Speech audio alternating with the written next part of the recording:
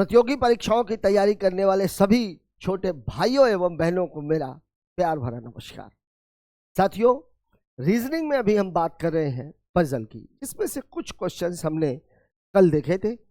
आज उसके अगले पार्ट में हम कुछ और नए सवालों की बात करेंगे। तो आइए देखते हैं कि रीजनिंग में किस तरीके के सवाल एग्जाम्स में पूछे जाते हैं। पहला सवाल आपकी स्क्रीन पर ये रहा। सवाल आपको क्या कह रहा है? राकेश सुजीत से लंबा है, प्रवीण कमल से नाटा है, लेकिन उतना नाटा नहीं। देखिए, नाटे का मतलब होता है छोटा होना, लंबाई की बात हो रही है यहाँ पर, लंबाई की। ठीक है, यहाँ लिखा हुआ है लंबा, और नाटे का मतलब क्या होता है? छोटा होना। जैसे मैं बोलूं सुजीत कमल से नाटा, मतलब सुजीत छोटा है और कमल बड़ा है। ठीक है, अब यहाँ पे देखिए, जितना कि नवीन हेमंत राकेश से लंबा है और गणेश से नाटा है, कमल मदन से नाटा है, जो सुजीत जितना लंबा नहीं, तो सबसे लंबा कौन है? अब जितनी जानकारियां हमको दी गई हैं उसके आधार पर हम सारी जानकारियों को क्रमबद्ध तरीके से कर लेते हैं। पहला बोल रहा है राकेश सुजीत से लंबा है, ये हमारी पहली जानकारी है, राकेश सुजीत से लंबा है। ठीक है, प्रवीण कमल से नाटा है, तो प्रवीण कमल से नाटा है, लेकिन उतना नाटा नहीं है जितना कि नवीन, मतलब नवीन तो सबसे छोटा हो गया। ठीक है, फिर तीसरी जानकारी दी गई है, हेमंत राकेश से लंबा है, हेमंत राकेश से लंबा है और गणेश से नाटा है। राकेश से लंबा है और गणेश से नाटा है। हेमंत के बारे में बात हो रही है। देखिए, और का मतलब और जो का मतलब, हेमंत राकेश से लंबा है और मतलब हेमंत राकेश से लंबा है और हेमंत गणेश से नाटा है। हेमंत राकेश से लंबा है और हेमंत गणेश से नाटा है। ठीक है, कमल मदन से नाटा है, कमल मदन से नाटा है। ठीक है, जो सुजीत जितना लंबा नहीं है। जो का मतलब किसके बारे में बात हो रही है? सुजीत, मतलब मदन सुजीत जितना लंबा नहीं है, मतलब सुजीत मदन से भी लंबा है। अब देखिए, ये जो आपको चार जानकारियां अलग अलग दी गई हैं, अब आपको इनको क्लब करना है। अब आप देखो, यहां पर ये राकेश है, ये भी राकेश है, तो पहले मैं एक काम करता हूं, ये हो गया राकेश, थोड़ा नीचे बना लेता हूं, ये हो गया राकेश, ये हो गया सुजीत। अब देखिए, राकेश के ऊपर कौन कौन है? ये है हेमंत और ये है गणेश, ये हो गया मामला। अब देखिए, सुजीत के नीचे कौन कौन है? यम और के, तो ये हो गया एम, ये हो गया के, और के नीचे कौन कौन है? पी और एन, ये हो गया पी और यहां पर आ गया ये। ठीक है, लग गया आपका सवाल। ठीक, अब आपसे पूछ क्या रहा है? आपसे पूछ रहा है सबसे लंबा कौन है, तो सबसे लंबा कौन है? गणेश। अगर आपसे पूछ लिया होता सबसे नाटा कौन है, तो सबसे नाटा कौन है? एन, मतलब नवीन। सबसे नाटा एन, सबसे लंबा गणेश। अब आप देखो, इसमें बेसिक चीज ये थी, ये आर है, ये आर और आर ये दोनों क्लब हो गए। ठीक है भाई, ठीक है भाई। ये देखिए, एस एस आर ये हो गया। अब ये एस का कॉम्बिनेशन इसके साथ बन रहा है, और जब एस और कॉम्बिनेशन ये आ जाएगा, ये के आ जाएगा, तो फिर ये के और ये दोनों ये कंबाइन हो गए। ये देख लीजिए आप। ठीक है, मतलब आपको अलग अलग जानकारियां दी गई थी, लेकिन उन जानकारियों को आपको क्लब करना था, बस इतना ही मामला था ये। ठीक है, बात करते हैं अगले क्वेश्चन की। देखिए, अगला सवाल हमसे क्या कह रहा है, ये देख लीजिए। सवाल आपको बोल रहा है एफ जी एच जे के और एल, इस तरीके के सवाल आरआरबी एनटीपीसी 2025 में लगभग हर पेपर में एक क्वेश्चन आया था, हर पेपर में। पजल और सिटिंग की यही एक खूबसूरती भी है और यही एक खराबी भी है, हर एग्जाम में 2 से 3 क्वेश्चन आ रहे हैं, हर पेपर में। एनटीपीसी 2025 में लगभग हर पेपर में 3 क्वेश्चन है, और अगर आप इससे डर रहे हो, मतलब आपने 3 नंबर मिस कर दिए। अब आप देखिए, जबकि सवालों में रहता कुछ भी नहीं है। एफ जी एच जे के और एल एक ही इमारत के 6 अलग अलग तलों पर रहते हैं। इमारत में सबसे निचले तल का क्रमांक 1 है, उसके ऊपर के तल का क्रमांक 2 है। मैंने आप लोगों को क्या बताया था? हमेशा उस चीज को फोकस करना है जिसका मान निश्चित है, जो फिक्स्ड है। अब देखिए, आदमी तो फिक्स्ड हो नहीं सकते, लेकिन तल तो फिक्स्ड होंगे। अब ऐसा तो नहीं कि पहले के ऊपर आप तीसरा बनाओ, फिर उसके ऊपर आप दूसरा बनाओ। अरे सीधी सी बात है भैया, 6 तल है, तो ये लीजिए हम 6 तल बना देते हैं, 1 2 3 4 5 और ये 6। ये हो गया 1, ये हो गया 2, ये हो गया 3, ये हो गया 4, ये हो गया 5 और ये हो गया 6। ये 6 तल है। ठीक है, नीचे वाले का क्रमांक 1 है, उसके ऊपर का 2 है, तो सबसे ऊपर का 6 हो जाएगा। ठीक है, के और जी के बीच 3 लोग रहते हैं, जहां के जी के नीचे। अब देखिए, ये चीज अगर नहीं देता तो के और जी में हम कंफ्यूज हो जाते कि ऊपर कौन है और नीचे कौन है, लेकिन यहाँ बोल दिया के जी के नीचे रहता है, तो के अगर नीचे है, जी अगर ऊपर है तो इनके बीच में कितने लोग हैं? 3, मतलब ये 5 लोगों की जगह भर गई है। कितने? 6। अब एक आदमी का हमें और मिल जाए तो हमारा काम हो जाए। एच विषम क्रमांक वाले तल पर और के ठीक ऊपर रहता है। ठीक है, तो के ठीक ऊपर रहता है तो यहां हम कर देते हैं। अब देखिए आप विषम विषम के विषम में, अब विषम में एक में अगर मैं एच को बैठा लूं, विषम का मतलब क्या हुआ? विषम का मतलब हुआ या तो 1 पे या तो 3 पे या तो 5 पे। अगर मैं एच को 1 पे बैठा लूंगा तो के आ ही नहीं सकता यहाँ पर। एच को अगर मैं 3 पे बैठा लूंगा मतलब के 2 पर है, के 2 पर है। और अगर एच को मैं अगर मैं 5 पे बैठा दूं तो के यहाँ है, तो इसके ऊपर तो भैया 2 और 1 और होना चाहिए, वो पॉसिबल नहीं। मतलब एच की गुंजाइश केवल यहाँ पर है, तो यहाँ बैठा है एच, यहाँ बैठा है के बाद 3 आदमी के बाद है जी, तो 1 2 और 3, मतलब जी कहाँ बैठा हुआ है? इसमें। अब आपका सवाल ये वाला क्लियर हो गया। ठीक है, फिर आगे बोल रहा है जे एफ के नीचे के तलों में से किसी एक तल पर, एफ के नीचे किसी एक तल पर कौन रह रहा है? जे, और एल के ऊपर रहता है, और एल के ऊपर के तलों पर एक रहता है। मतलब एफ जे और एल कितने लोग हैं? ये 3 लोग हैं। 3 ही जगह मेरे पास खाली है, एक 5वीं खाली है, एक 4थी खाली है और एक पहली खाली है। तो अब आप खुद देखो, एफ के नीचे जे है और जे के नीचे एल है, कौन कहां पर है ये नहीं पता, फिक्स्ड भी नहीं है। तो अब 3 ही जगह खाली है, 3 ही आदमी, तो मैं काम करता हूं, एफ को यहां बैठा देता हूं, जे को यहां बैठा देता हूं, एल को यहां बैठा देता हूं। लग गया आपका सवाल? अब आपका सवाल बिल्कुल क्लियर हो चुका है। ठीक है, अब देख लो आपसे पूछ क्या रहा है। हमसे पूछ रहा है 4 पे कौन रहता है, तो भैया 4 पे तो ये आदमी मुझे दिख रहा है। कौन रह रहा है? जे रह रहा है, मतलब मेरा उत्तर हो जाएगा ऑप्शन नंबर ए। ठीक है, सवाल में कुछ भी नहीं था, एक चीज जरूर थी, मेरे सवाल को सबसे आसान किया एच ने। ठीक है, क्योंकि जी और एच के लिए 3 आदमी थे, तो वो 1 से भी शुरू हो सकता था और 2 से भी शुरू। ठीक है, बात करते हैं अगले क्वेश्चन की। देखिए अगला सवाल हमसे क्या कह रहा है, सेम सवाल है। देखिए सवाल में आपको बोल रहा है ए बी सी डी ई और एफ एक ही इमारत के 6 अलग अलग तलों पर, यहां पर भी 6 ही आदमी। चलिए ठीक है, 6 बना देते हैं, 1 2 3 4 5 और ये 6। ये 1 ये 2 ये 3 ये 4 ये 5 और ये 6, ये बन गया। फिर आपको बोल रहा है एफ और डी जिन तलों पर रहते हैं उनका गुणनफल 15 है। देखिए एफ और डी गुणनफल कितना है? 15। गुणनफल कितना है? 15। मतलब एक चीज तो कंफर्म है कि ये मामला 3 गुणे 5 का है, तभी तो ये 15 होगा। मतलब या तो एफ तीसरे पर है या तो डी तीसरे पर है, और एक अगर तीसरे पर है तो दूसरा 5वें पर होगा, ये भी फिक्स है। ठीक है, अब कौन सा कहां, ये अभी यहां से फिक्स नहीं है। फिर आपको बोल रहा है ई सी के ठीक ऊपर वाले तल पर रहता है, तो ई जो रहता है वो कहां रहता है? सी के ठीक ऊपर रहता है। ठीक है, ए और डी जिन तलों पर रहते हैं उनका योगफल 7 है। ए और डी, एफ गुणे डी की बात थी, ये ए प्लस डी है, तो इसकी कहानी या तो बनेगी 2 + 5 की और या तो बनेगी 3 + 4 की। ये कहानी ए और डी जिन तलों पर रहते हैं, क्योंकि यही तो कहानी है। लेकिन इससे ये क्लियर नहीं हो, देखिए डी 5 में भी हो सकता है और डी 3 पर भी हो सकता है, 5 पे भी हो सकता है और 3 पर भी हो सकता है। ठीक है, और कोई जानकारी? ए और डी उनका योगफल 7 है। ए और ई जिन तलों पर रहता है उनका योगफल कितना? अब देखिए यहाँ पर जानकारी साफ साफ नहीं है, तो एक काम करते हैं, मैं एक लाइन और 1 2 3 4 5 और ये 6। ठीक है, मैं एक बार बैठा देता हूँ 2 5 पर, एक बार बैठा देता हूँ 3 4 पर। मतलब एक बार मैं डी को बैठाता हूँ 5 पर और एक बार बैठाता हूँ 3 पर। ये देखिए 1 2 3 4 5 और ये 6। ठीक है, डी को मैंने यहां बैठा दिया 5 पर और इसको बैठा दिया डी को 3 पर। अब अगर डी 3 पर है तो एफ कहां पे होगा? 5 पर, यहां पे एफ बैठ गया। और अगर डी 5 पर है मतलब एफ कहां पर होगा? 3 पर।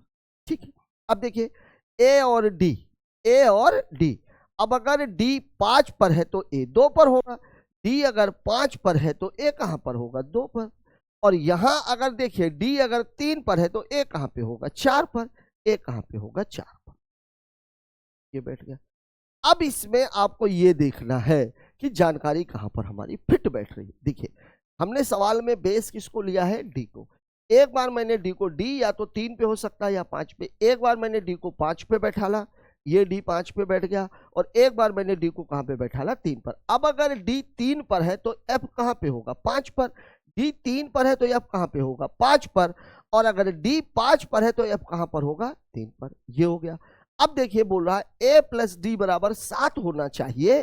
तो अगर डी जो है डी अगर मेरा 3 पे बैठा हुआ है, मतलब ए कहां पे बैठा है, 4 पर। और अगर मेरा जो डी है वो 5 पे बैठा हुआ है, मतलब ए कहां पे बैठेगा, 2 पर। यहां से आपका मामला ये क्लियर हो गया।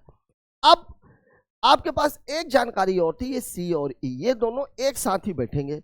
तो 2 जगह है, यहां पर मुझे 2 जगह एक साथ दिख रही, क्या एक ये जगह खाली है, एक ये जगह खाली है, एक ये जगह खाली है, लेकिन एक साथ 2 जगह कहीं पर भी खाली नहीं है, मतलब ये वाली जानकारी गलत है।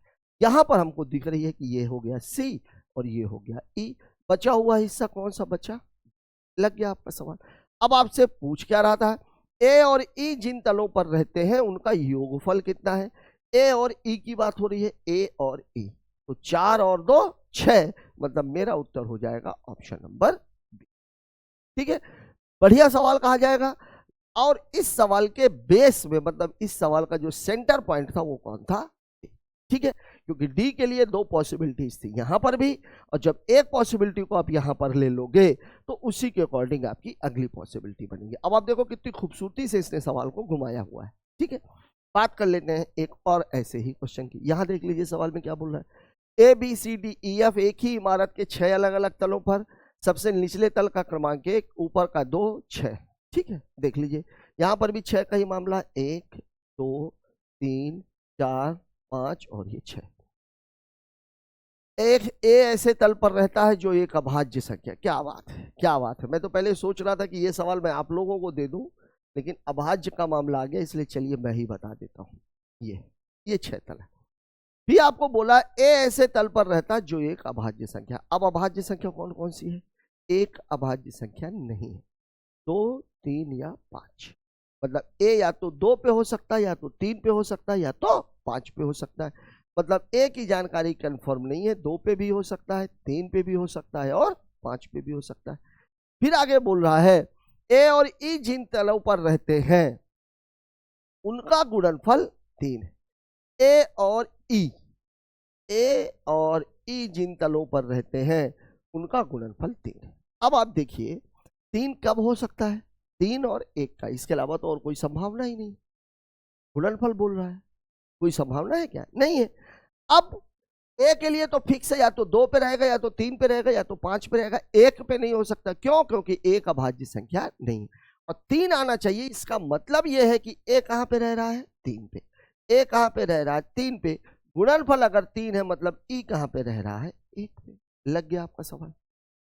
जिन तलों पर रहते हैं उनका गुणनफल 3 है। बी के ऊपर केवल 2 व्यक्ति रहते हैं, 2 व्यक्ति रहते हैं। अब आप देखिए बी के ऊपर केवल 2 व्यक्ति रहते हैं, मतलब बी यहीं पर आएगा, तभी तो ये 2 आदमी यहां पे रहेंगे।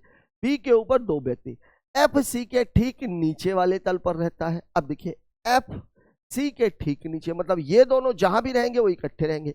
कहीं और गुंजाइश मुझे दिख रही है क्या, बिल्कुल नहीं, केवल यहां पर खाली है। तो यहां हो जाएगा सी और यहां हो जाएगा एफ।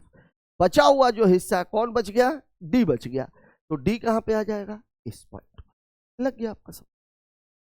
अब डी और एफ के बीच कितने लोग रहते हैं, तो भैया डी और एफ इन दोनों के बीच में कौन कौन लोग रह रहे हैं, ए और बी, मतलब 2 लोग। तो उत्तर हो जाएगा ऑप्शन नंबर बी।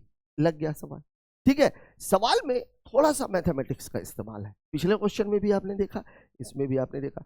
ये तो आप बिल्कुल मत मान करके चलो कि पजल केवल पजल है। पजल का मतलब ही होता है पहली, गांव में पूछते हैं ना, आप सभी लोगों से पहेलियां, छोटे बच्चों से तो अक्सर पहेलियां पूछी जाती हैं, आप लोगों से बहुत सारी पहेलियां पूछी गई होंगी। हाँ, उन पहेलियों में और इनमें फर्क है, लेकिन सवाल को हल करने का तरीका वही है। पहले जो आपसे पहेली पूछी जाती थी वो भी आपके दिमाग को पजल करती थी, अभी जो आपसे पहेली पूछी जा रही है उसमें आपकी जानकारी पूरी की पूरी होनी चाहिए। ठीक है, चलिए अगले क्वेश्चन की बात कर लेते हैं भाई।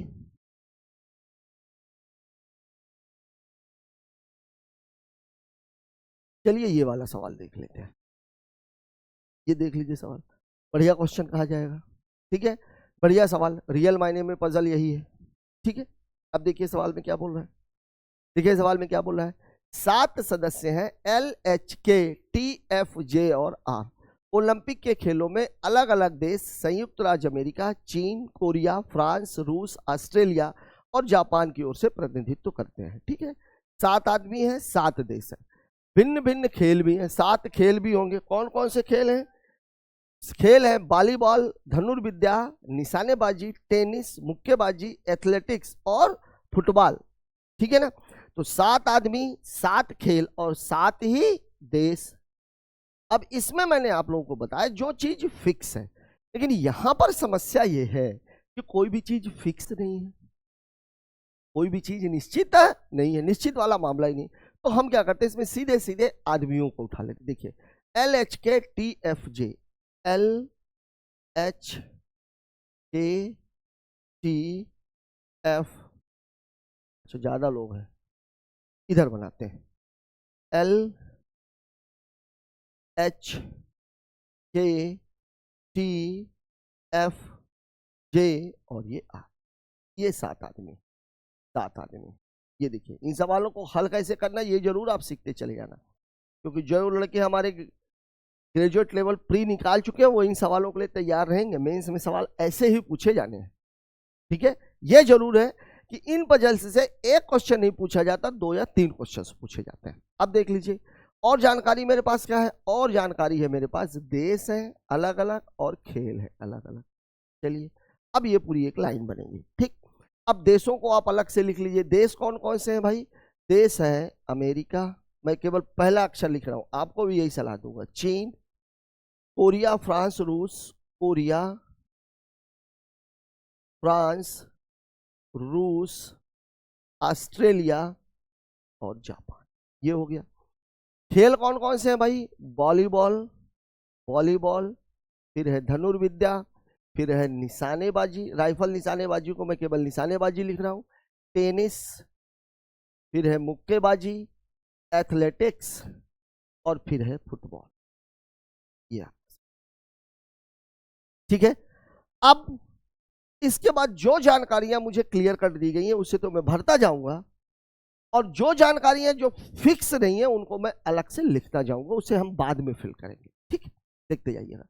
अब पहले सवाल तो ये तो हो गया कि धनुर्विद्या के लिए चीन का, के धनुर्विद्या के लिए चीन का प्रतिनिधित्व धनुर्विद्या के लिए। अब जो आपको मिल चुका है उसको आप यहां से काट दीजिए। तो धनुर्विद्या मिल चुका है, चीन मिल चुका है। ठीक है, धनुर्विद्या के लिए चीन का प्रतिनिधित्व करता है। टी अमेरिका का प्रतिनिधित्व करता है। टी किसका प्रतिनिधित्व करता है? अमेरिका का। मिल गया अमेरिका, काट दीजिए।